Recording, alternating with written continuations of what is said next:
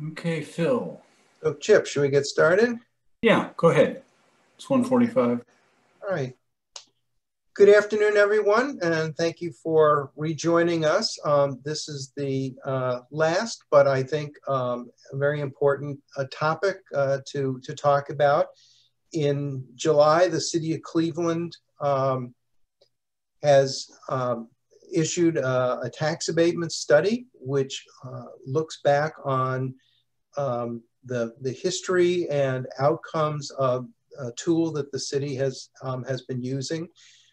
Tax abatement has been promoted as a tool to provide for neighborhood stabilization and investment and reinvestment. The idea being that you had an underperforming asset either in vacant land or housing that needed to be rehabilitated. And the taxes on that property were at the value of that asset. And so if you could encourage people by providing them an abatement in the case of Cleveland for 15 years for that property, then what you'd be able to do would be to create more home ownership. You would receive the income tax that the people who were now living in the city, would be paying, and that over time you'd increase the property tax. On the other hand, a lot of people have raised questions about tax abatement as a tool, as to whether or not the development would have happened without the abatement, whether or not the abatement is going to people who actually need it the most, or whether people are, more recently, there are a lot of stories about housing that's, being built at 500, 600, $1 million, and people are getting abatements for that construction. Are those the people who we should be supporting? Are there other ways in which we could be using those funds for, more targeted in neighborhoods that don't have as much development, or in which we would like to see provide home ownership opportunities for people who are at more moderate incomes. So I think we have the benefit that the program we were just talking earlier, actually started in 1997, but the study looks from 2004, which was the point at which there was very good data. And it's one of those opportunities in which you can really see the outcomes of the program, with the idea towards, should there be changes that are made to the tax abatement program. Another concern always has been that, if the city of Cleveland has tax abatement, then maybe other communities also would have put their own abatement in. So while it was supposed to be competitive, you also have other competition. So presently, any new construction or substantial rehabilitation, no matter its cost, can receive an abatement if it meets the city's green building standards. So we're very fortunate today to have with us three panelists to talk about this.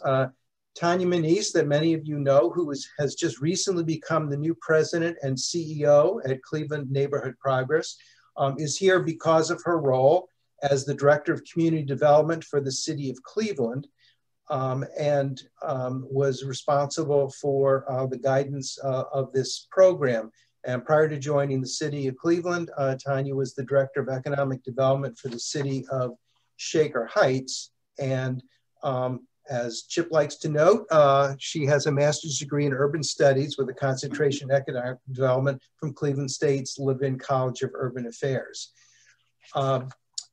Allison Goebel is the executive director of the Greater Ohio Policy Center, who was responsible, I believe, led the team that did the research and wrote the proposal. And she's been with the Policy Center since 2010. She's the author of a number of research reports and policy briefs related to the revitalization of weak market legacy cities, transportation funding, and local government structures in Ohio.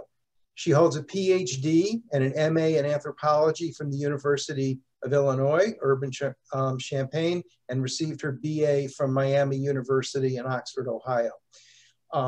And also on the panel is Bishop Chu, who's the managing director of the newly organized Glenville Community Land Trust, and which is a resident-led organization with a focus on preserving affordable housing and green space. He's also the board chair of the Northeast Ohio Coalition for the Homeless and has worked in community organizing and political organizing for over 10 years. So I'm going to turn it over to Tanya to give us some background on the study and her perception of the study, as well as how this study, how tax abatement fits into the city's commitment to equitable development and as part of a larger effort to look at housing policy in the city of Cleveland. Tanya? Thank you, Phil. I appreciate it. And it was kind of fun as we were joining this call to look through all of the participants who are on this call, many of you who could probably deliver this presentation. So we'll have a good discussion, I think, at the end. But as Phil said, I just recently transitioned to my new role at Cleveland Neighborhood Progress, but I spent the last 3 years. It was my great privilege to lead the Department of Community Development at the City of Cleveland. And it was very clear within a few months of starting in Cleveland that the $30 million of HUD Community Development Block Grant and home money, lead money that we received was critically important to serving our most vulnerable residents, but was going to be no way sufficient to revitalize and sustain our neighborhoods. And at this time, around that time, I was brought into conversations that were already being convened by Cleveland Neighborhood Progress and Enterprise Community Partners with council members and community development corporations, looking at how we could spur more equitable development throughout the city. We knew that one way we could encourage more equitable development was by altering the city's tax abatement policy. Other ways included changing our land bank policies, which has started to happen on the near west side of the city, where land is now valued more city land at actual market rate prices. But generally, we were looking at ways to incentivize investment and lending in our neighborhoods. And in the first convening of the Equitable Development Group, we decided to focus on better understanding the impact of our current tax abatement program and trying to develop a tax policy that promotes development across the city at multiple price points and products, so as to promote mixed income communities. We also talked about a tax policy that protects current residents from displacement. The group agreed on several guiding principles, specifically that any policy recommendations would be research and evidence-based, and that the process would be transparent and inclusive. This led us to the conclusion that we needed to choose an outside research team to help support the effort. And the development cluster at the city released an RFP for the work in spring of 2019. I'd be remiss if I didn't mention that the study was funded completely by the Cleveland Foundation. And then we realized as we were putting the team together that we really needed to have more intentional resident engagement for the study. And many of our partners, including CNP, Enterprise, a few of the CDCs, CDA, Downtown Cleveland Alliance, man, I hope I'm not forgetting somebody, added to the study funds to do more resident engagement. But we chose the team of the Reinvestment Fund to lead the research portion, public finance management to really look at the economic impacts of tax abatement, Greater Ohio Policy Center, Allison will speak soon, to really look at all the stakeholder engagement and then, as I mentioned, neighborhood connections locally in Cleveland to make sure that residents had a seat at the table. And that's probably one of the things, frankly, I'm most proud of my time in Cleveland, is that we've started more resident engagement in the work that we're doing, and that's carrying over into our tenure housing study. So in October 2019, and Catherine, now it probably makes sense to put up my slides. We really were moving forward with the data gathering. So sorry about that, Catherine, if you could skip these first couple, because of course I wasn't really following what I was doing. And, you know, Phil actually did a really good job of just covering what the tax abatement program is today in the city of Cleveland, so we can skip this one too. Sorry, just go back and then I'll get to this in a minute. But in October 2019, we started getting the data from the study. And before Allison takes us into recommendations and some of the other process pieces, I wanted to share some of the most important things that I think came out of the study, just in terms of our understanding of really the city's housing stock and where we are in this process. The first, I think, is, oh, sorry, Catherine, one more slide. I should have moved them myself. This, I think, is a really important thing to know, is the but for that Phil spoke to, whether housing would have been built if not for the tax abatement. That can always be debated, but I think that most of us understand that the risk return analysis for a builder in Cleveland really required that incentive, at least through the early 2000s, and I think in most neighborhoods still today. But what is clear, and the data shows, is that the tax abatement did allow for taxes to be then generated for the schools. So you see in 2020, $10.87 million of taxes were generated through the values that were created in neighborhoods for the schools, another $3 million for the city. And by 2035, the cumulative amount will be over 35 million. And this isn't speculation, right? These are actual properties that were built. And now as they've come off of tax abatement, they are now contributing to the tax base. Another thing I think that's really important to understand that's on the next slide, Catherine, is the number of tax abatements and the distribution. And this was really illuminating that at its height, right, there were about 894 tax abatements in the city in 2006. But in 2018, what we've seen is there are just about 186 tax abatements in the city. And what's interesting and is not evident on this slide is that the values, though, are almost back at that 2006 level. What that means is that our abatements are concentrated now in larger multifamily projects and in a smaller amount of block groups within the city. That's critical when we're talking about equitable development. It's clearly something we need to begin to address, is while before, and this is still very much the case, tax abatements were really helping to enable affordable housing projects and really projects across the city. Now they're still enabling affordable housing projects. There are less of them, but there are definitely more multifamily units and in more concentrated areas. And part of that's housing choices, right? People are interested in living in more multifamily rental buildings. But part of it is also that we need other incentives to increase development throughout the city. I don't have a slide on this, but I think a really important piece of this is that there are two misconceptions in the neighborhoods and with residents that I think the data here was really able to help address. First, that people move out at higher rates after abatements expire. The data did not prove that out, that residents who had moved in because of abatements became long-term residents in our neighborhoods, and that when abatements expired, people were more likely to foreclose on their homes, whether with tax foreclosure. And thankfully, that's not shown to be the case as well.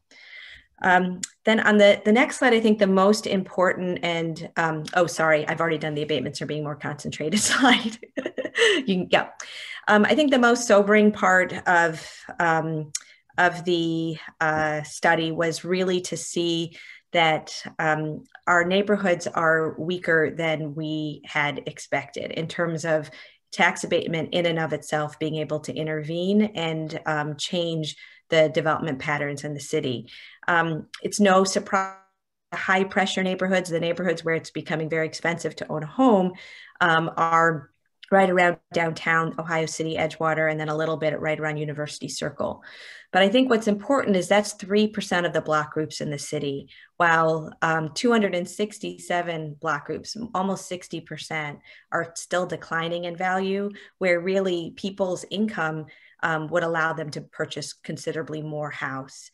And so that's a sobering piece of this data. And I think really what, as Phil said, as I wrap up, has made us realize what I think we already knew, that we really needed other tools in order to achieve equitable development. Tax abatement is a really significant lever, but the fragility of our housing market would require, and as we looked at other cities that have seen revitalization in their housing market, they've paired tax abatement with incentives to do rehabilitation of homes, with support for banks to support small value mortgages or acquisition rehab mortgages. So we kicked off 10-year housing plan in July of this year, as just as we were releasing the study. And the intent is that the recommendations that Allison's about to review will be actualized to some extent and be further better understood how they could be implemented through that 10-year housing plan evaluation and implementation. There is certainly some interest in moving forward with some of the recommendations, maybe more aggressively, but certainly they could be realized if paired with the outcome of the 10-year housing plan. So with that, I'll hand it over to Allison to talk about the recommendations from the 10-year housing plan. All right, great. Thank you, Tanya. So I'm going to go ahead and share my screen just so that I don't get any of these recommendations wrong. So right, as Tanya said, Greater Ohio was part of the research team. We were actually not the lead organization, but we were certainly part of the team. And for purposes of time, I'm going to skip through the conclusions and findings that we made, although Tanya covered much of that. And Councilman Brackentelli has included a link in the chat for the study itself. I just want to focus on the 6 recommendations that we made, because exactly, these are the recommendations that we as a research team said, look, this is what stakeholders in Cleveland need to carry forth. And I think a lot of this will definitely get picked up and actualized through the 10-year study. So the first recommendation that we made was that the city should continue to offer tax abatement across the city, and that it needed to continue to hold residential properties to the green construction standards that they had always been held to. So basically we said, look, this is a good program, let's keep it. However, the following recommendations that we then make are to tweak it, improve it, refine the program. So the second recommendation that we made was that single family homes that are valued at more than $300,000 should only get an abatement up to the first $300,000. So if there's a home that's being built and it's valued at $450,000, the first $300,000 would be abated, but that remaining $150,000 would be assessed at market value, the property taxes. The thing about this recommendation is that historically, or looking at the historical data, even the more recent data, this is only going to impact a very, very small number of homes. Again, majority of them are on the west side, or have been built on the west side. But we saw a lot more single family homes that were being built or rehabbed that were falling way under this cap. So we felt that this was a good recommendation price point, because it really was going to really target those homes and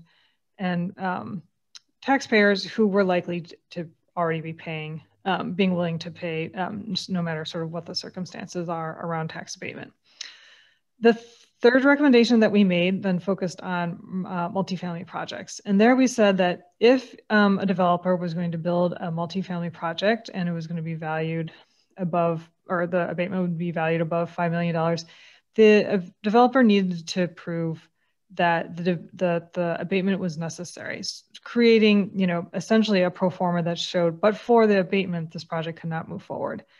And so the interviews and roundtables that I held included developers, real estate agents, bankers, financiers, and others. And they all said, we can demonstrate this. We can demonstrate how critical the tax abatement is, but we're happy to demonstrate that this is, we're happy to take the extra step, because we think in most cases it is absolutely necessary. Now, of course, the city will be the one who gets to, who would review the pro formas, but we felt that requiring these larger projects was a was a sufficient request, and that the small multifamily developers, particularly ones that are emerging and new, are likely not to be taking on such large projects right out the gate, and so wouldn't have to do this extra step of doing the pro forma and demonstrating the but-for.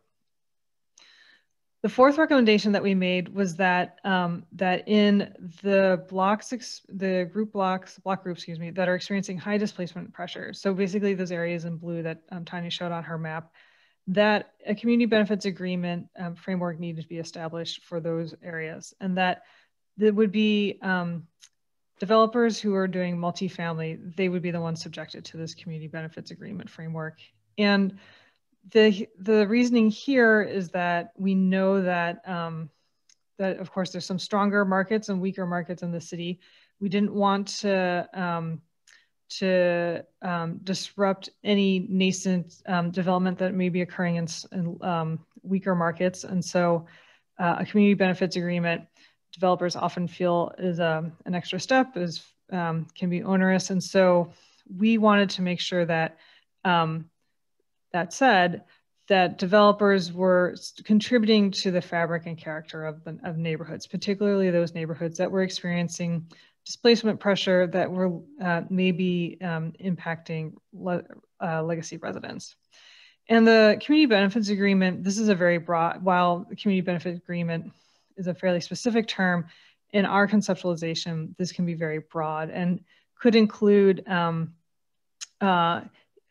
developers making green infrastructure improvements, connecting to greenways that the metro parks are developing, that it would be, or potentially creating, contributing to a housing trust fund. So we as a research team didn't dictate the specific types of benefits that needed to be included in the agreements, but rather said, this is something that the city and the local CDC that would be probably home to many of these developments would work out. The fifth recommendation we made is that while today Cleveland's housing market is weak and fragile, that's not going to be the case always, and that the city could take the opportunity today to start thinking about what are the triggers for future changes. So a lot of other cities around the country, whether they're strong market or weaker, tend to tier their tax abatement. So the weakest neighborhoods get the most generous tax abatement benefits. Stronger markets get more modest, whether that's in terms of the percentage that's abated or the term of that, right? So maybe 5 years versus 15. And so we said, now is the time to start thinking about this so that developers have that runway of understanding what it could look like in the future, understanding what it would trigger a change in the tax abatement program as it stands. And so that that the Cleveland community, Cleveland neighborhoods aren't caught off guard as the market takes off. Now, you can see up in the right-hand corner, all of these recommendations were really conceptualized and finalized pre-pandemic, but I think even this recommendation still holds true today, despite the pandemic and its potential long-term impacts on neighborhoods. So in this case, we did not specify specific triggers or sort of data points other than broadly suggesting, looking at the displacement ratio, displacement rate ratio, which is part of the map that Tanya showed, and some other broad guidelines. The 10-year housing plan should be able to drill down onto this and provide some more specificity. Then the last recommendation that we made was to really kind of just improve from an administrative backend the way that the program was operating. So we heard from a number of smaller developers, emerging developers, that the process was just very, very complicated for them, and so they weren't even taking advantage of it. And we felt that, for these, many of them were minority developers, some of them were women-owned companies, and we felt like, streamlining that process benefits everyone, and not having to require, basically, in some cases, hiring an additional person to make the tax abatement application could really benefit the marketplace. The other thing is that we heard from other taxing entities that have a stake in this, that they wanted to understand and have a better advance heads up when a tax abatement might be issued. So, so we really recommended that the city establish a fairly formal, even if not binding, but a more formalized way of notifying other taxing entities that a large abatement was being considered. And this is really about the large multifamily abatements and not so much individual single family homes. But so this would, so the metro parks, the county, the school district, those are the types of entities that I'm talking about that we recommended that the city do a better job just communicating with and ensuring that they had advance notice so that they could provide input, which may in many cases roll back to recommendation 4 of you know, the Metro Park saying, hey, we have in our long-term plans, we plan to do this. Can you make sure that the community benefit agreement includes a bike path, for example? So these are the recommendations that we made. Now, as Tanya mentioned, we were hired to do this study to think about how to encourage more equitable development across the city. And it became clear to the research team and the Equitable Development Working Group that we were interfacing with and Tanya and her shop, that the tax abatement is going to be one tool and it may not necessarily be the most precise tool for encouraging equitable redevelopment. And so concurrently, we as an organization, Greater Ohio, we do a lot of work at the State House, and our bread and butter really is about state policy. So we have been working with a number of stakeholders around the state to look at what tools are out there to lower the burden of property taxes on legacy homeowners that are in areas that are experiencing rapid property value increases.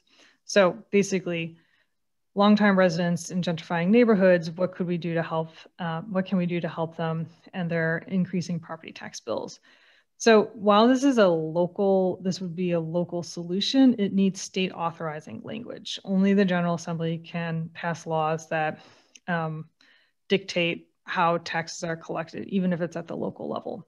So we've been working with affordable housing leaders from Cleveland, Cincinnati, Columbus, Toledo, Findlay, which is a small kind of Western Ohio city, to look into different ways that other states and other communities around the country provide property tax relief. And we are in the midst of finalizing a policy proposal, working to find champions at the State House. There's been 2 bills that have been introduced, one from, actually, I think, yeah, just 2 at this point. One from a senator in your region, Senator Sandra Williams.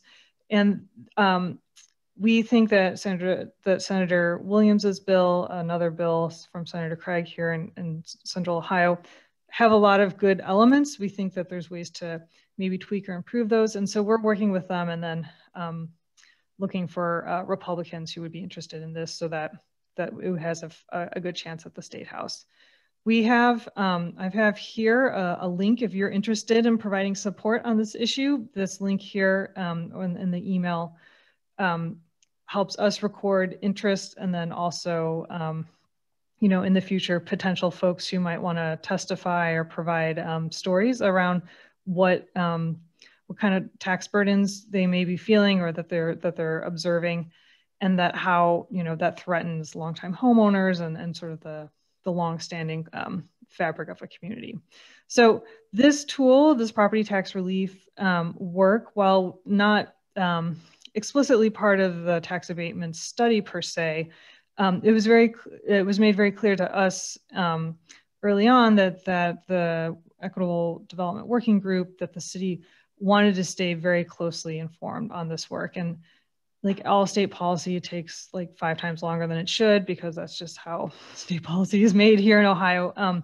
But this is live and moving forward. So certainly encourage you, if you're interested in learning more and staying in up to date, to sign on, and we'll keep you posted as things evolve at the State House. So with that, I'm going to stop here. I want to make sure that Bishop has a chance to offer comments, and then we of course have time for a big discussion. So I'm going to stop sharing my slides. That way you all can see each other.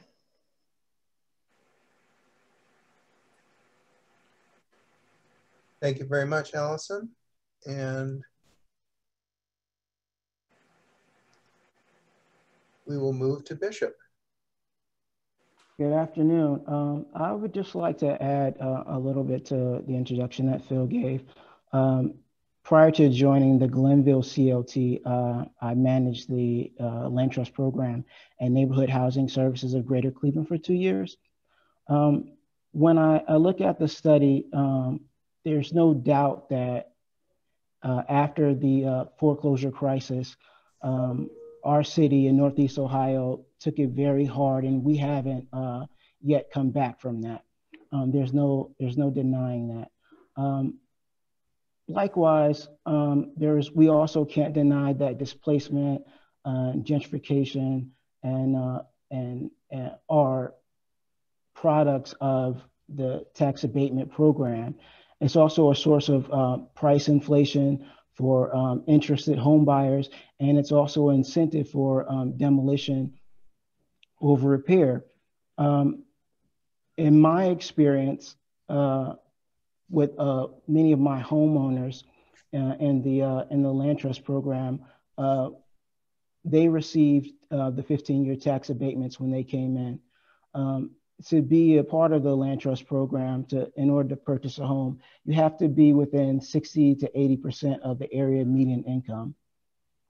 So it's a threshold that many people would not be able to meet after the income levels go up in a neighborhood like Ohio City or Tremont. But in 15 years, when the tax abatement is up, those individuals who might have been working class individuals who are earning moderate incomes can no longer afford to stay in those communities in Ohio City and Tremont. One of the typical kinds of binaries that the study presents seems to be that either you're a homeowner and you're either benefiting from the tax abatement and you're secure, or your home goes up for foreclosure, and that's not the case. It's not just that those folks who are foreclosed on. That's not just the only sign of gentrification. We also have to look at the folks who can no longer afford to stay in the community and then have to sell their homes, and then they have to move out of the community. The way I see it, the only way to make this program equitable, that's something that we heard from all the speakers and from the city administration. The only way to make this program equitable is to include affordability as one of the recommendations for a tax abatement. Otherwise, what we're going to see is working class members of the community, of poor communities, bearing the burden of the taxes for the community. By the time that the tax abatement is over, they can no longer afford to live there and they'll be pushed out. It's something that is unavoidable in the way that the tax abatement program works today. And the only way that it might be equitable is if affordability is something that is included in the program. So, Bishop, can I speak to a couple things that you mentioned, or sorry, is this the appropriate time to do that? Okay. That is fine. Okay. So, Bishop, I don't think, I'll tell you, I was the first one to hope that by doing this study, we would prepare the path to doing what is happening in Kansas City and St. Louis now, which is exactly what you're saying, where the abatement's on a sliding scale and there isn't abatement at all in certain neighborhoods in those cities. And then the abatement increases as you get into more of our middle income and low to moderate income cities. So that is one of the recommendations, that we ultimately get there. But the challenges right now, and something that you said, is that right now prices are increasing in certain neighborhoods And there is no correlation necessarily to the abatements there, right? We had abatements across our most challenged neighborhoods in actually higher numbers in the mid-2000s, but we didn't see commensurate increases in housing values. So most of those projects were affordable housing projects, right? Which again, is critically important that we abate. But in the neighborhoods which are more middle income neighborhoods, there were high number of abatements with very little to no increase in housing values. So I believe that the Ohio cities and the Tremonts, these smaller areas of our city, we were going to see those increase in housing values regardless. Did the abatements make that happen faster? Maybe, but there isn't really a correlation directly there.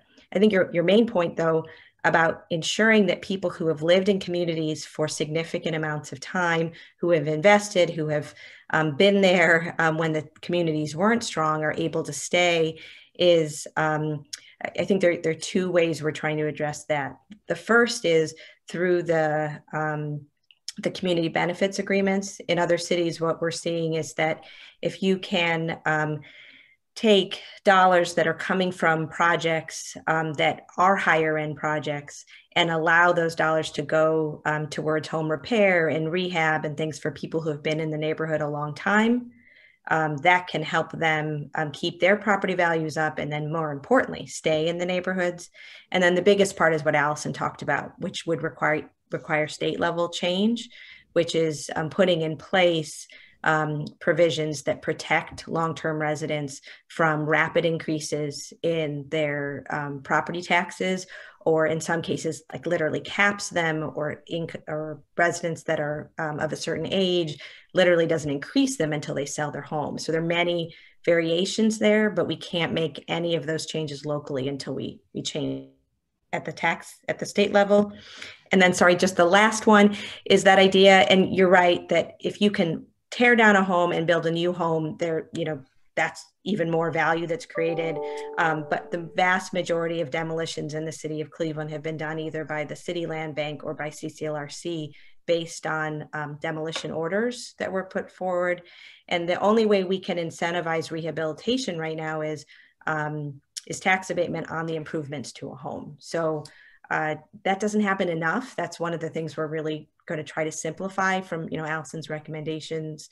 It's difficult to get a tax abatement on a rehab of a home, but it is a critical way to incentivize home rehab.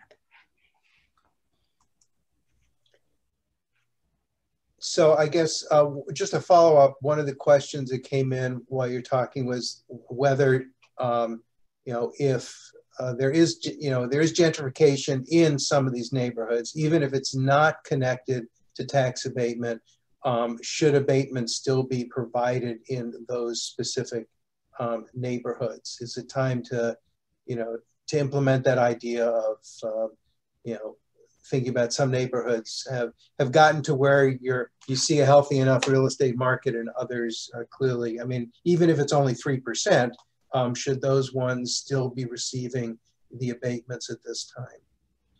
So we as a research team said yes. At this time, we still need tax abatement, even in those higher value neighborhoods. And at a relative scale, those neighborhoods are definitely higher value and are experiencing greater pressure than other neighborhoods. But comparing the market of Cleveland to other cities, it's still very, very fragile. And that even in those the 3% of the neighborhoods where, the 3% block groups that we were seeing increased property values, first of all, we were not seeing a whole lot of actual displacement. And I want to be really clear that what we're talking about when we're talking about gentrification, I'm assuming people here are mainly talking about physical displacement and then also cultural displacement. And the cultural displacement, acknowledge that is certainly an issue. Other tools besides taxes can address that. The community benefits agreement recommendation is to help to start, increase the hoops that basically developers need to go through in order to receive the tax abatement in those higher value neighborhoods. But it's not a home run in those neighborhoods by any means. And so we felt as a research team that we couldn't say, turn off the tax abatement in those neighborhoods or lower it significantly, because based on the analysis that we did of various development pro formas, as well as just sort of analysis of the real estate market itself, it was not clear that development would continue if the abatement was completely absent from those places. I'd like to invite Councilman Brancatelli to make some comments. He has added quite a few things to the chat. One, the first one has to do with the actual cap in terms of the $300,000 and where properties are selling for, as well as any other comments he'd like to make at this point. Councilman? Sorry, the number you have reached is not a working number. I think that some of the key points around having the cap is really to look at current time. The last couple of years and what we're projecting over the next 2 years looking forward, because there are a number of deals that are in the pipeline. And the concern is, we are competing with a large region. They are building outside of the city region at a rapid rate. And, the fine professor over at CSU, which talked about providing quality housing to draw people back to the city, still rings true today. We need to continue to build we need to continue to build housing to meet the market demands that are out there. And when you're competing against the Avon Lakes and the Mentors and those other cities, it's critically important that we have all the tools available to us. And what's also critically important is, I think it might have been noted in one of the chats, or certainly in the study, we generate a lot of revenue by bringing higher income folks to the city. We need higher income folks to help to attract that tax base in order to really keep the city moving forward. And so the higher end homes are one of the ways that we can do that. So there's been a lot of discussion around this, and the risk of not being able to do single family homes or larger homes at a higher end is a challenge. Do we risk putting a cap on there that's artificially low because it makes people feel good? It does not. The cap does. There's no relationship to me for a cap and equitable housing. We looked at a lot of different other tools to try and figure out how to generate resources to provide for affordable housing. And Director Maness had money put aside through a number of different innovative programs to provide for affordable housing. So we are looking at, and she has done that, and it's still in place today, so that when we look at land bank lots that the city has, they can reserve those land banks for affordable housing and can use some of the funding that Director Maness had put in place to do affordable housing. So there's a number of different ways of approaching this. So that was a concern of having an artificial cap, and what does that mean to the market? I do want to clarify on the cap, because this is an ongoing misconception, is the intent was to do the abatement for the first $300,000 of value. So if someone is building a home for $400,000, they would still receive the abatement for the first 300. One of the things the research team looked at is, what are housing costs in the city of Cleveland today? As Councilman Brancatelli mentioned, the costs continue to increase, and the market is, well, and across the country actually becomes more of an issue on the rental side, because the costs continue and rents are not keeping up with that, especially in the areas that, Bishop, you're talking about, which are housing for more working class people. But I just wanted to clarify that, because that is a point of confusion. We also, in terms of clarification, Frank Ford raised something between his data versus what the study shows. Do you want to try to, Tanya, say what Frank's point is, and then the response? Yeah, and so sorry about that. I did say I was going to address it. So part of the work that the Reinvestment Fund did was look at something called ratio, and that looked at the amount of house essentially that a person could purchase. And the slide that it might be helpful just for me to share again. One sec, let me see if I can I do? Oh, no, that's okay. The slide that I had up showed that in areas where I was saying that 60% of the city is still declining, what I was saying is that the displacement ratio is still declining. It doesn't mean that all the housing values are declining. It just means that people, based on the incomes that they have, could be potentially buying homes for more than what the median home value is. So like to Bishop's point before, where the displacement value is 3 in the areas that we're seeing high pressure, it means that people's incomes, home values are 3 times what people's incomes are.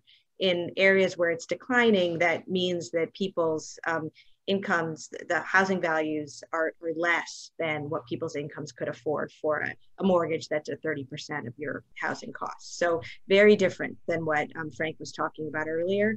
It's not that the housing declining, but the displacement ratio is still declining. Thank you for the clarification, Tanya. I appreciate it. Yeah. So we have another question about what does the study say about the racial disparity in new construction on the near west side versus the east side neighborhoods? The construction seems to amplify the historical segregation of neighborhoods. Well, yeah, that's true. Yeah. I mean, but that, yeah, we saw that sort of the racial redlining the redlining patterns, the racial exclusionary practices from before are still playing out today. When I talked to developers, they were very clear. If they can find somewhere where they think that it can be a sustainable venture for them, they will go there. But they felt that the east side, in large part, was not a neighborhood, were not areas where they could tolerate the risk. And the risk for them was really about ensuring that that the cost of materials and labor could be paid back. And, a lot, I will say, everyone I spoke to was very clear, and almost immediately in the conversations that we had would say, we really need to focus on figuring out how to make Cleveland a city of opportunity for everyone. And we need to make sure that we're not displacing legacy homeowners and residents, not just homeowners and renters, and that we are also offering opportunities. Developers, however, are private market, and they said we cannot be the ones responsible for that solely. And so, yeah, it's not great that that's how it is. And I want to comment and also pick up on something that Chris Garland just put into the chat, right? Is that this is why the tax abatement study is so important to give us data to understand what's happening in our housing market and to see the benefits the tax abatement has brought for initial development in the city, but the limitations and the unintended consequences, right? But then if we're going to really address the lending inequities in our city, which are primarily on the east side, we need to do other things. And so the idea of saying, hey, could we be today purchasing homes, right? The median home value on the east side of Cleveland is still like $27,000. Could we be purchasing homes and putting rehab dollars into them right now, trying to make the appraisal gap close, right? Because if you put $50,000, I don't need to tell you guys this, I'm sure on this call, $50,000 into a home you buy for $23,000. Now, you be able to get a mortgage on that because that house is so much higher in value than the comps, right? But that's what between the city and other nonprofit partners we could be doing to help close that appraisal gap by building those first homes, by getting those MLS listings on the market. That's, the naturally occurring affordable housing is our current housing stock rehab. There's probably no more important thing than we could be doing in the city, but tax abatement alone isn't going to do that. And I think that was the thing from this study, is that tax abatement is one tool. We need to bring a lot else to bear if we're going to deal with the longstanding inequities in our neighborhoods.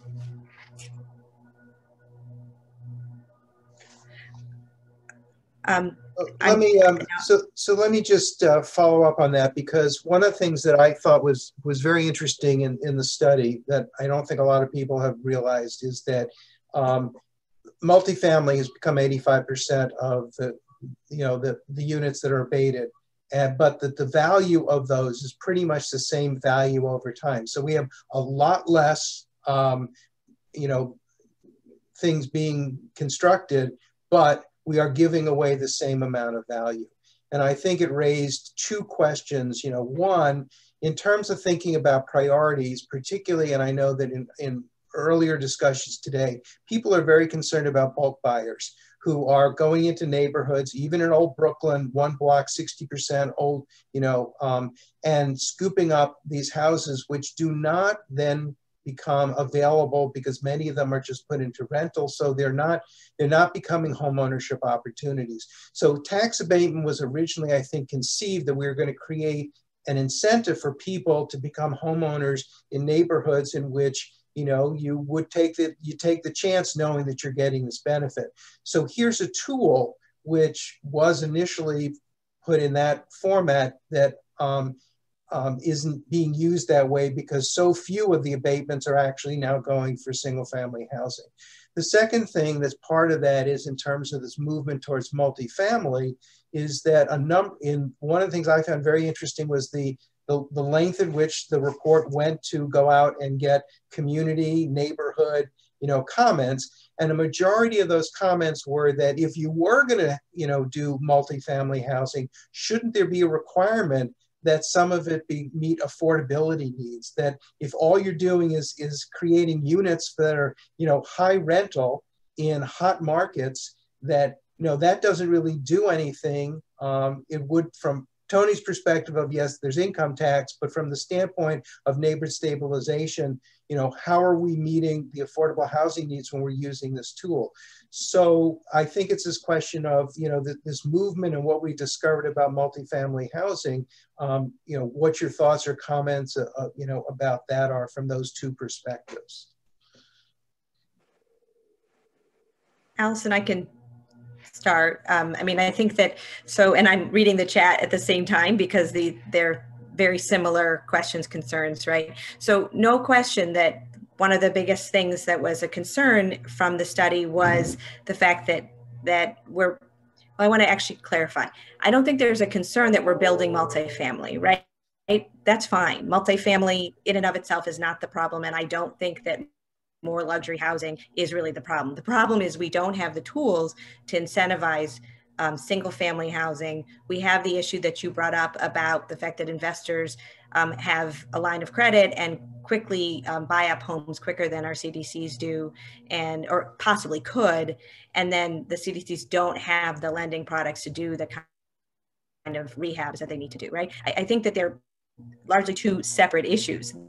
The question that you brought up, though, Phil, is a recommendation from the study, is that what we would be recommending is that people who are building multifamily projects, market rate projects that are getting tax abatement, would commit in a community benefits agreement either to building a certain amount of workforce housing or affordable housing in that project, or they'd be putting dollars aside that would be utilized to either build separately affordable housing, or to put dollars into the neighborhood for existing residents to make improvements to their homes. And we've seen those models work differently in different cities, but that's exactly why that recommendation is there. And then overall, this general question about why are we not seeing more affordable housing built? Well, that has everything to do from reduction in affordable housing dollars from the federal level to the state level, where there were years where the city was getting, 12, 13, 14 projects a year. We're lucky if we get 16 affordable housing projects. Sorry, six. Whoa, sorry, 16 would be fabulous. Six, 4 is about what we're seeing for the most part, the City of Cleveland affordable housing projects from the Ohio Housing Finance Agency. That's not a complaint on them. It's the funds now, but it is also the fact that there is a real interest in putting more affordable housing projects in the suburbs where they're seen as more areas of opportunity. You can debate whether that's the right thing, but that's a fact. And so the city has to look at its existing housing stock, because I agree, we need to be careful about how much more demolition we're doing, and look at how we rehab that housing stock, because that's the most affordable way to give people decent, affordable housing.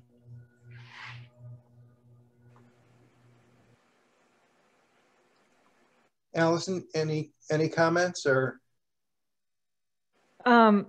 No, not really. I mean, other than just to say that the tax abatement is not a silver bullet. It's really one tool of many. And I think Tanya has underscored that. And, I wish my comments had been clear about that, that there is no doubt that there's a real urgent need to get more Clevelanders into safe and secure and affordable housing. The tax abatement is often not the best tool for that problem. It's a component of it, but there are many, many other programs that the city either has in process or is considering. And I think those are going to be just as important as the refinements to the tax abatement program that we've made, or that we've recommended be made. We had a question earlier that I think has been somewhat addressed, but we should just be specific about it. The question was raised that if we are seeing now increases in the amount of income tax that are being generated by these properties, should there be some consideration for some type of tax sharing with the taxing entities, particularly since the schools are in dire need of funds?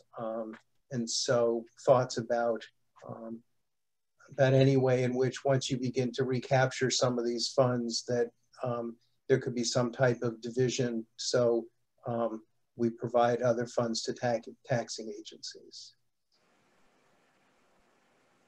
Well, I'll speak. I mentioned that a little earlier, that Director Maness did put money aside specifically for doing affordable housing, and especially scattered site housing, and that a number of CDCs did take advantage of, and they have created affordable housing from that fund.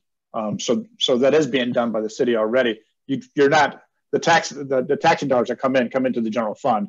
It's a matter of how you allocate your budget line items during your budget hearings, and that's what Director Maness did last year, was purposely put money aside to do affordable housing at a scattered site level.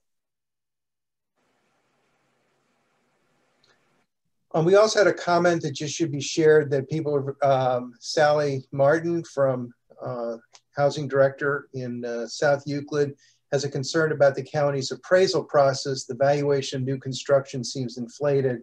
This makes us dependent on CRA and causes long-term concern over affordability. I think that also plays into, when there are new properties, how that impacts the adjacent properties in terms of the increase in taxes. And panelists have talked about loop and other types of, and the legislation that's being proposed by Greater Ohio as at least one answer to that. But it's also at least a local concern. So we as a research team didn't issue an opinion on how properties were being valued, if that's the question. I mean, we heard that a lot throughout the process, but we were not charged, nor did we end up getting under the hood on how the county does that. I don't know, Tanya, if there's anything else you wanted to add to that. On that one.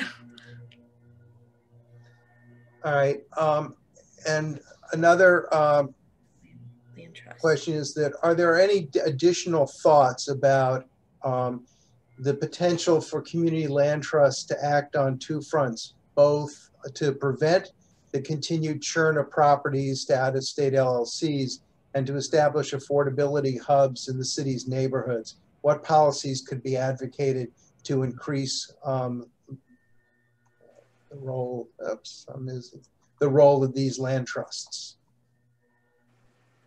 I would suggest that tax abatements in exchange for renewing long-term affordability.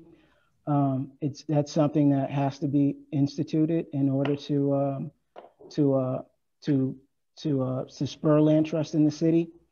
But also, when you look at these communities where the tax abatements are occurring, and in communities where there's a lot of market pressure, there's not a lot of space for land trust to come in. And that's something that is definitely needed in order for a land trust to have any kind of impact. You're going to need site control, and you're going to need a lot of it. If you only have 4 sites and in a neighborhood, it's not going to have the impact that we need. It's not going to create an equitable community. I think the other challenge is that for a land trust to work, there has to be, we saw this in some of the work, Bishop, you were trying to do, right? The values have to increase enough for people to see that they're willing to, sorry, I'm trying to think of how to explain this, right? Like like Ohio City right now and Tremont are trying to create a land trust, and that works because the value of the land is going to be as such that people are willing to keep the homes at an affordable level because the land has so much value. The struggle we had on the east side was that neither the land nor the homes had enough value. So the model wasn't compelling enough because there wasn't enough of an appreciation in either area. Now the Huff Community Land Trust that's been created, and I think what you're doing, Bishop, in Glenville has some real promise because there's appreciation that's happening, right? There has to be appreciation for there to be enough value there to create value for the residents. Sorry, I don't know if I explained that well, but I don't know if you can say more there.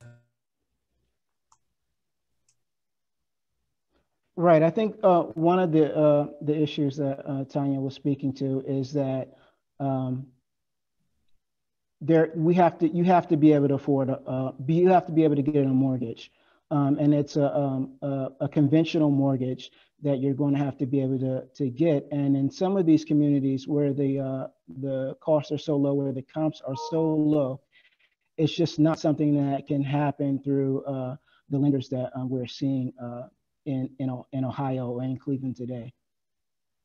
It's just not a possibility. In fact, the only lender that works with community land trusts in Ohio today, I believe, is still Huntington, and we've seen the reports on how well they're doing. So it's still a challenge.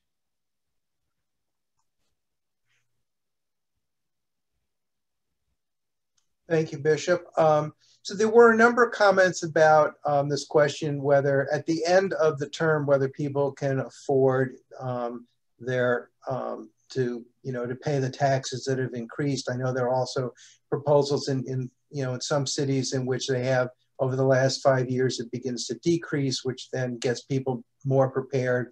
The study looked at foreclosures, 2 years before, 2 years after, but there still is clearly a community perception that people do have difficulty, with paying their taxes, sort of an educational thing. I think that, as Bishop mentioned earlier, sort of it isn't just either or, foreclosure versus, paying. It's that it may create, economic hardships on people if the taxes continue to go up. Particularly, they're going to go up a lot more in a community in which there's been a lot of reinvestment, even beyond the tax abatement. So I think it's one of these questions that, because there's that community perception, a need to make sure that there's education, that there's outreach to those people who are in these types of properties to make sure that they're aware, they know, and if there are any other assistance that could be available through counseling agencies and others to, you know, to address this, because I think we still do have a community perception that that's one of the big problems, you know, with this program, as well as just, you know, very rich people are the ones who benefit from it. So I think that's why there is a lot of concern for, you know, and interest in this topic. So I would like to thank Tanya and Allison and Bishop for the presentation this afternoon. I think, as we saw from the chat, there were a lot of issues that are raised and concern about this. And I thank you for, you know, your time and the expertise that you have shared today. And I would encourage that, you know, as the city moves forward in developing or restructuring their plan, I think there are opportunities through both the Department of Community Development and City Council to, you know, weigh in as to how do we make sure that we are, you know, dealing with some of the issues that people were raising in terms of making sure that, you know, abatements are targeted to the right neighborhoods, and that they're meeting the needs of the community, and that they are enhancing stabilization and supporting, you know, properties, and that we address some of the affordable housing issues, and thinking about the balance that we have between, you know, multifamily versus, you know, versus single family homes, and taking advantage of the fact that we have affordable housing in terms of its price, but we don't have mechanisms to make sure that those are ending in the hands of people who really can afford and need the housing. So I'd like to thank the panelists, and I'll turn it back over to Chip for closing comments. Thank you, Phil. Thank you, members of the panel. It was terrific.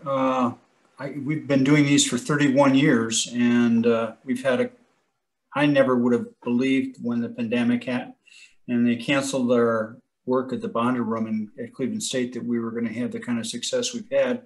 But I will tell you, we've added almost 200 people to our mailing list. We had people participating in this all over the state of Ohio, and it has been a terrific forum. And I woke up at 3 o'clock in the morning, kind of dreaming of the whole thing crashing, you know, where everybody freezes in the picture, but it didn't happen. It was successful. I want a special thanks to all the members of our planning group, Sally Martin, Phil, everybody who's been there. All of our sponsors have made a real difference. And I think our following up on the commitments by lenders highlights the importance of this group and Frank's research and the research that needs to be done in individual neighborhoods, looking at investment back in neighborhoods. When Tanya mentioned the difference between East Side neighborhoods or developers or whoever it was, Allison said it. It's still a legacy that we have, and it's still a legacy that we live with around our necks for a long time. Hopefully we'll solve it. Maybe not in my time. But it was fun to hear the name of Ernie Bonner, Norm Krumholtz, and see Lisa Bates talk about highway development. It was just great stuff. I mean, if you're a planner or interested in cities, this is one of the best we've ever had. I enjoyed it thoroughly. I hope everybody enjoyed it. We will have out Monday or Tuesday. Everything will be posted on our website. This will be, we have our YouTube site, so you can see that, and all the information that we have, which is a tremendous amount of information and sharing and understanding. So once again, thanks to everybody, and thank you, and have a great day. And I am zoomed out, I will tell you that. Bye-bye. Stay safe. Be safe, everybody. Yeah. Thanks so much. Thank you all. Thanks.